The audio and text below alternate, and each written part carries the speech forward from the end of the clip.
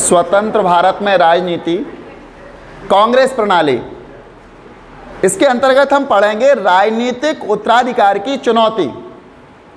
चूंकि भारत के प्रथम प्रधानमंत्री पंडित जवाहरलाल नेहरू 1946 से लेकर 1964 तक का उनका राजनीतिक काल था भारत में, इस काल में वो भारत के प्रधानमंत्री पद पर रहे और कांग्रेस का नेतृत्व भी उन्हीं के हाथों में था। लेकिन जैसे ही मई 1964 में नेहरू की मृत्यु हो गई, वे पिछले 1 साल से भी ज्यादा समय से बीमार चल रहे थे। इससे नेहरू के राजनीतिक उत्तराधिकारी को लेकर बड़े अंदेशे लगाए गए, मतलब बहुत सारे कयास लगाए जा रहे थे। नेहरू का राजनीतिक उत्तराधिकारी कौन होगा, नेहरू के बाद कौन। लेकिन भारत जैसे नव स्वतंत्र देश में इस माहौल में एक और गंभीर सवाल हवा में तैर रहा था कि नेहरू के बाद आखिर इस देश में होगा क्या। पहला सवाल यह था नेहरू के बाद कौन। दूसरा सवाल यह था कि आखिर इस देश को कौन संभालेगा, इस देश का क्या होगा। नेहरू जितना कुशल नेतृत्व करता अब इस देश में नहीं होगा तो इस देश को संभालेगा कौन। इतना योग्य व्यक्ति कौन है जो इस इतने बड़े नव स्वाधीन देश को, इतने बड़े लोकतंत्र को संभाल सके। भारत से बाहर के बहुत से लोगों को संदेह था कि यहां नेहरू के बाद लोकतंत्र कायम भी रह पाएगा या नहीं। यानी भारत के बाहर के देश के जो लोग थे या अन्य देश के लोग थे, ये सोचते थे कि अब नेहरू चले गए तो नेहरू के बाद इस देश में लोकतंत्र रह पाएगा या नहीं रह पाएगा, ऐसा उनको अंदेशा था। दूसरा सवाल इसी संदेह के दायरे में उठा था। आशंका थी कि बाकी बहुत से नव स्वतंत्र देशों की तरह भारत भी राजनीतिक उत्तराधिकार का सवाल लोकतांत्रिक ढंग से हल नहीं कर पाएगा। एक सवाल यह भी उठ रहा था, और भी देश नव स्वाधीन हुए थे, यानी 1950 के दशक में, 40 और 50 के दशक में बहुत सारे देश स्वाधीन हुए थे, उपनिवेशवादी शासन से मुक्त हुए थे। तो उन देशों में क्या हुआ था, प्रारंभ में तो वहां लोकतंत्र कायम रहा, जैसे वो आजाद हुए तब तो वो लोकतंत्र बने। लेकिन जैसे ही वहां का नेतृत्व किसी दूसरे हाथ में गया तो वहां लोकतंत्र समाप्त हो गया। तो यहां पर भी यही कयास लगाए जा रहे थे, विदेश के लोग यही सोच रहे थे कि क्या भारत में भी अब लोकतंत्र रह पाएगा या नहीं। असफल रहने की सूरत में भय था कि सेना राजनीतिक भूमिका में उतर आएगी। लोगों को यह भी संदेह था, यह भी अंदेशा था कि भारत में यदि नेहरू के बाद लोकतंत्र असफल हो जाता है तो सेना राजनीति में कूद आएगी और सेना ही भारत का शासन अपने हाथ में ले लेगी, अपने नियंत्रण में ले लेगी। इसके अतिरिक्त इस बात को लेकर भी संदेह थे कि देश के सामने बहुविधि कठिनाइयां आन खड़ी हैं और नया नेतृत्व उनका समाधान खोज पाएगा या नहीं। एक समस्या यह भी थी, नेहरू जी 1964 में तक प्रधानमंत्री रहे, लेकिन उस समय देश के सामने बहुत सी कठिनाइयां आ चुकी थी और ऐसी कठिनाइयों में नया नेतृत्व जो आएगा वो इन चुनौतियों का सामना कर पाएगा। पहली बात तो नेहरू जितना कोई योग्य नहीं, वो लोकतंत्र को संभाल पाएगा या नहीं। दूसरी बात यह थी कि उस समय परिस्थितियां ऐसी थी, हमारे देश के सामने और भी कई चुनौतियां आ चुकी थी और उन चुनौतियों का सामना नया नेतृत्व कर पाएगा या नहीं। 1960 के दशक को खतरनाक दशक कहा जाता है क्योंकि गरीबी और गैर बराबरी, सांप्रदायिक और क्षेत्रीय विभाजन आदि के सवाल अभी अनसुलझे थे। 1960 का जो दशक था, इस दशक को खतरनाक दशक माना गया भारतीय इतिहास में, क्योंकि उस समय क्या था, गरीबी, गैर बराबरी, सांप्रदायिक और क्षेत्रीय विभाजन, 3 समस्याएं थी हमारे सामने। 1960 के दशक में 3 समस्याएं। पहली समस्या क्या थी, गरीबी। पहली समस्या तो हमारे सामने गरीबी थी। दूसरी थी गैर बराबरी।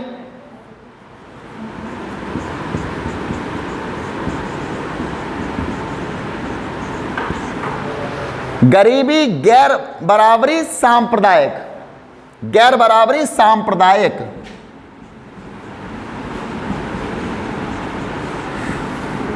और तीसरी समस्या थी गैर बराबरी, मतलब संप्रदायों के बीच बराबरी नहीं थी।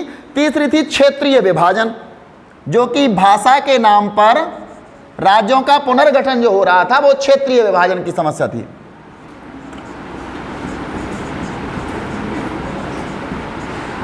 ये तीन चुनौतियां हमारे देश के सामने थी, और इन समस्याओं के इर्द गिर्द या इन समस्याओं को उसका सामना करते हुए भारत में नए नेतृत्व को आना था।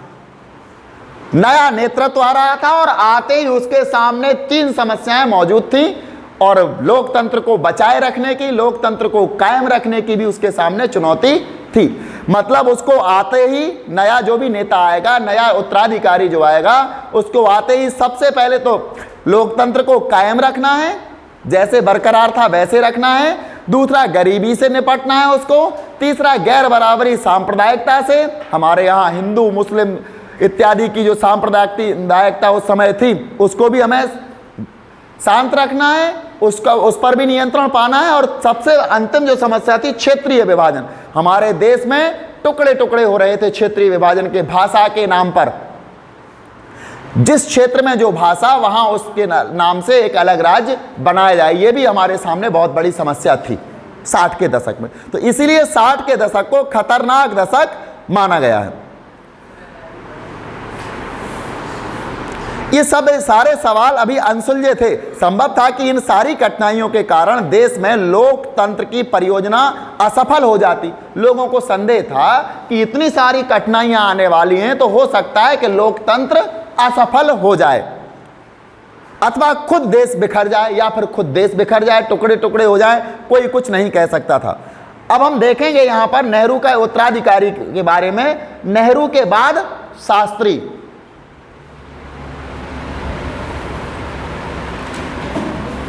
सबसे पहले अब यहां आएंगे नेहरू के बाद शास्त्री। नेहरू के उत्तराधिकारी का सवाल इतनी आसानी से हल कर लिया गया कि आलोचक ठगे से रह गए।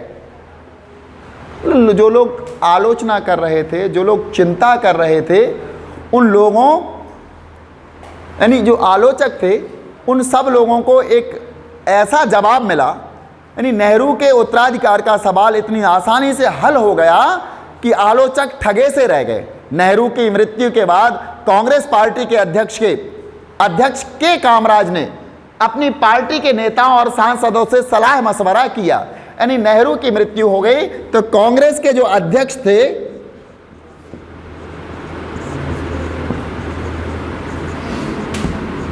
अध्यक्ष, इनका नाम था के कामराज, इन्होंने पार्टी के नेताओं से मशवरा किया, सलाह की। उन्होंने पाया कि सभी लाल बहादुर शास्त्री के पक्ष में हैं। कांग्रेस के जितने बड़े बड़े नेता थे वो किसके पक्ष में थे? लाल बहादुर शास्त्री के पक्ष में थे। और के कामराज ने पार्टी के नेताओं से सलाह मशवरा किया। शास्त्री कांग्रेस संसदीय दल के निर्विरोध नेता चुने गए। यानी कांग्रेस का जो संसदीय दल था उसमें निर्विरोध नेता चुने गए, किसी ने भी उनका विरोध नहीं किया। सर्वमान्य, सर्व स्वीकार्य नेता लाल बहादुर शास्त्री चुने गए। शास्त्री कांग्रेस संसदीय दल के निर्विरोध नेता चुने गए और इस तरह वे देश के प्रधानमंत्री बने। शास्त्री उत्तर प्रदेश के थे और नेहरू के मंत्रिमंडल में कई सालों तक मंत्री रहे थे। चूंकि लाल बहादुर शास्त्री उत्तर प्रदेश के भी थे और वो कांग्रेस में, नेहरू भी उत्तर प्रदेश के थे, इलाहाबाद से थे, प्रयागराज से। तो लाल बहादुर शास्त्री कई वर्षों तक नेहरू जी के शासनकाल में मंत्री पद पर रहे। उनको लेकर कभी किसी किस्म का विवाद नहीं उठा था। जब तक वो मंत्री पद पर रहे उनको लेकर कभी किसी प्रकार का कोई विवाद सामने नहीं आया था। अपने आखिरी सालों में नेहरू उन पर ज़्यादा से ज़्यादा निर्भर होते गए थे। जैसे नेहरू के आखिरी साल आए, नेहरू बीमार होने लगे, तो सबसे ज़्यादा किस पर निर्भर हुए थे नेहरू? लाल बहादुर शास्त्री जी पर निर्भर होते गए थे। लाल बहादुर शास्त्री जी नेहरू के विश्वास पात्र व्यक्ति थे। शास्त्री अपनी सादगी और सिद्धांत निष्ठा के लिए प्रसिद्ध थे। लाल बहादुर शास्त्री दो बातों के लिए प्रसिद्ध थे। एक तो सादगी, सादा जीवन व्यतीत करते थे वो, और दूसरा उनकी जो कर्तव्य या सिद्धांतों की निष्ठा थी उसके लिए, वो अपने सिद्धांतों से समझौता नहीं करते थे, पद त्याग देते लेकिन अपना सिद्धांत नहीं बदलते। आजकल लोग पद के लिए सिद्धांत बदल लेते हैं, लेकिन शास्त्री जी एक ऐसे व्यक्ति थे, अपने सिद्धांत के लिए पद बदल सकते थे लेकिन सिद्धांत नहीं। तो नेहरू शास्त्री जी सादगी और सिद्धांत निष्ठा के लिए प्रसिद्ध थे। एक दफा वे एक बड़े रेल दुर्घटना की नैतिक जिम्मेदारी स्वीकार करते हुए रेल मंत्री के पद से इस्तीफा दे चुके थे। यानी नेहरू जी के शासनकाल में लाल बहादुर शास्त्री रेल मंत्री थे। 1954 या 55 यानी 50 के दशक की बात है, जब नेहरू जी के शासनकाल में मंत्रिमंडल में लाल बहादुर शास्त्री रेल मंत्री थे। रेल दुर्घटना हो जाती है, रेल दुर्घटना जैसे ही होती है उस दुर्घटना की सारी जिम्मेवारी अपने ऊपर लेते हुए उन्होंने रेल मंत्री पद से इस्तीफा दे दिया था। यह बात भी बहुत बड़ी बात होती है, अपना पद त्याग देना, उसकी जिम्मेवारी लेना। यद्यपि वो स्वयं जिम्मेवार नहीं होते हैं, कोई ना कोई तकनीकी खराबी होती है दुर्घटना में, लेकिन उन्होंने कहा मैं इसका मंत्री था, मैं इसका सर्वे सर्वा था, निश्चित रूप से ये उत्तरदायित्व भी मेरा ही बनता है, और उन्होंने रेलवे मंत्री से इस्तीफा दे दिया था। शास्त्री 1964 से 1966 तक देश के प्रधानमंत्री रहे। इस पद पर वे बड़े कम दिनों तक रहे, लेकिन इसी छोटी अवधि में देश ने दो बड़ी चुनौतियों का सामना किया। सबसे पहली चुनौती थी भारत चीन युद्ध। पहली चुनौती थी भारत चीन युद्ध।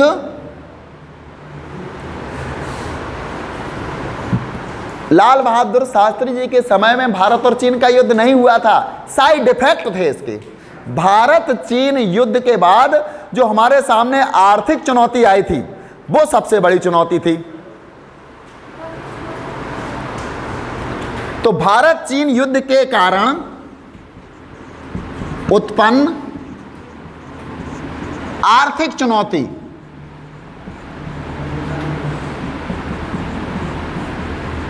का सामना ये लाल बहादुर शास्त्री जी के समय में हुआ था। भारत चीन युद्ध जो हुआ था 1962 में, उस युद्ध का सामना, चूंकि लाल बहादुर शास्त्री तो 64 में प्रधानमंत्री बने थे, लेकिन इसके जो साइड इफेक्ट थे, इस युद्ध के कारण जो आर्थिक चुनौतियां हमारे देश ने झेली, वो लाल बहादुर शास्त्री जी के समय में आई थी। उस समय उन्होंने इनका सामना किया था। तो आर्थिक कठिनाइयों से उबरने की कोशिश कर रहा था, साथ ही मॉनसून की असफलता से देश में सूखे की स्थिति थी। और इसी समय क्या हो गया, वैसे ही हमारा देश कृषि प्रधान देश था, कृषि उत्पादन से ही हमारे देश में संपन्नता आती है।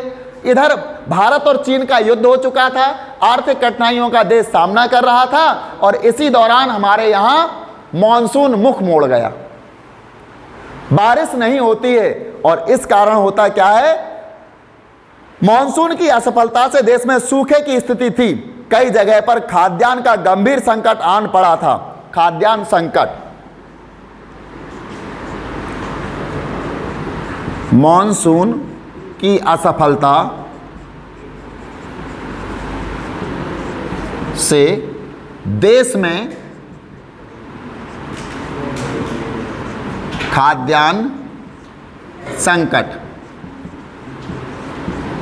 इसका भी हमने सामना किया। हमारे देश ने खाद्यान्न का संकट गंभीर समस्या बन के हमारे सामने खड़ा था। फिर 1965 में पाकिस्तान के साथ भी युद्ध करना पड़ा। तीसरी चुनौती क्या थी लाल बहादुर शास्त्री के सामने, ये पहली हो गई, ये दूसरी, तीसरी हो गई 1965 में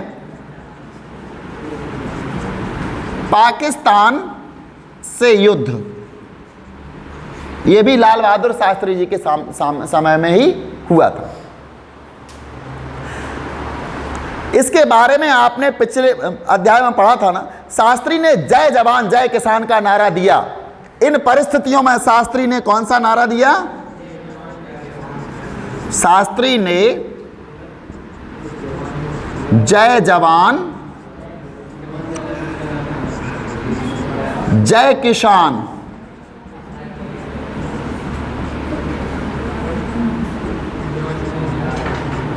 का नारा दिया। इस बात को याद रखना जय जवान जय किसान का नारा लाल बहादुर शास्त्री ने उस समय दिया था जब हमारा देश 2 युद्ध झेल चुका था, चीन का और पाकिस्तान का।